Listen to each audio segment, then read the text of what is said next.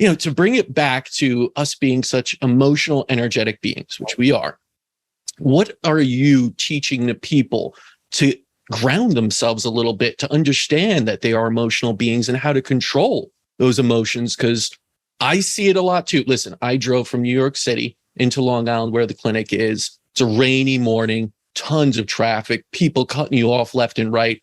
My emotions were just getting the worst of me at that point.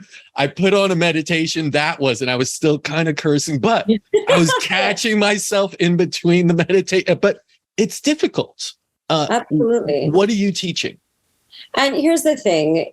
We're all human. So no one is coming on here being like, I'm so perfect. I never yell. No, that's complete bullshit, right? Yep. We're human. But the thing on this journey, to answer your question, what I'm really teaching is to learn to take responsibility for our actions. So I see it less as controlling and more responsibility, because if let's say I'm driving and I'm like screaming at the person because they cut me off, right? It's my responsibility to then regulate my nervous system, bring my energy back, be aware and watch myself and be like, oh, whoa, that was kind of unnecessary. I don't need to be like that. So let me rein it in. Let me just, what happened today? Did something happen? Did my husband, my lover, my boss, did they say something to me that triggered me? What happened? So then we go in and we ask ourselves questions and we form a relationship. And then most of the time, here's the thing, we have outbursts because we're not actually processing, and people don't understand that to process,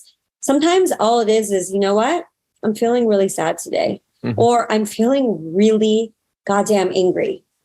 Okay. So let me just breathe in that. And what happens if you just sit in that and you allow that space without judging it, without creating a story? What happens is it comes through and it passes through you. Instead of it getting wrapped up and revved up, is if we just allow ourselves to be like, you know what, I'm having a really bad day. I feel really sad today. I want to cry it out. Okay, I'm going to cry it out. And because I'm having a sad day and I've learned from the past, I'm not going to make decisions today, because I can see, because I'm learning that I'm not coming from my highest self. So any decision I make is going to be based on my wounding, is based on my fear. And I have days like that too, where I'm like, I'm absolutely not making a decision today.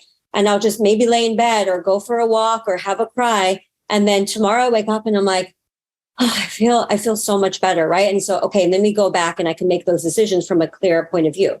So again, I think it's less about controlling and it's more about taking responsibility and allowing ourselves to actually feel.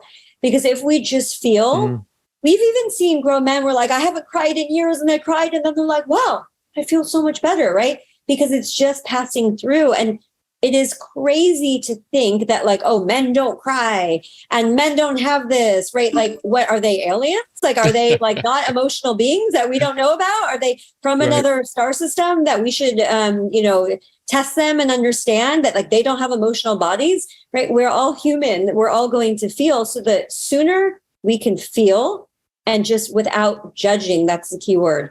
Do not judge. Like if I'm angry, I'm allowed to be angry. But let me find out why. Let me ask myself questions. And if I'm sad, I'm going to allow myself to cry and be sad without being like, oh, this always happens to me. And then, we go in this domino effect. So the responsibility that we have is to catch ourselves before we go down the rabbit hole. And maybe your rabbit hole used to be 3 days of depression, and maybe you can get it in 1 hour now.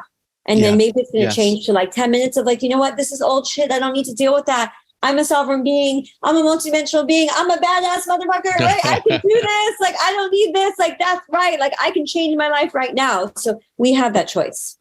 And responsibility is so empowering because it puts it back in your hands. Yes. I remember for a while where I would have those kind of outbursts and be with them for days. Yes. And it sucked. And I'd be like, I have no choice. This is how I'm wired, I said. Like, that was my excuse. Yeah. And then after years of therapy, like all sorts of things to optimize me, I wasn't sick, but my mentally maybe not all there, was that opportunity to say, no, I'm responsible for this. I can still have that outburst, but it's going to be gone in a few minutes of breathing, of Ho'oponopono, meditation, like all these things, right? I have the tools now to turn it from a 3-day serious problem into a 5-minute nothing, basically. And that's right? what consciousness and spirituality is. Spirituality is not how many crystals I'm wearing on my neck, how many, like handstands I can do in yoga. I mean, that stuff is all great. But spirituality is really, do I have awareness that I can see my old patterns playing out, that I don't need to go down that road anymore?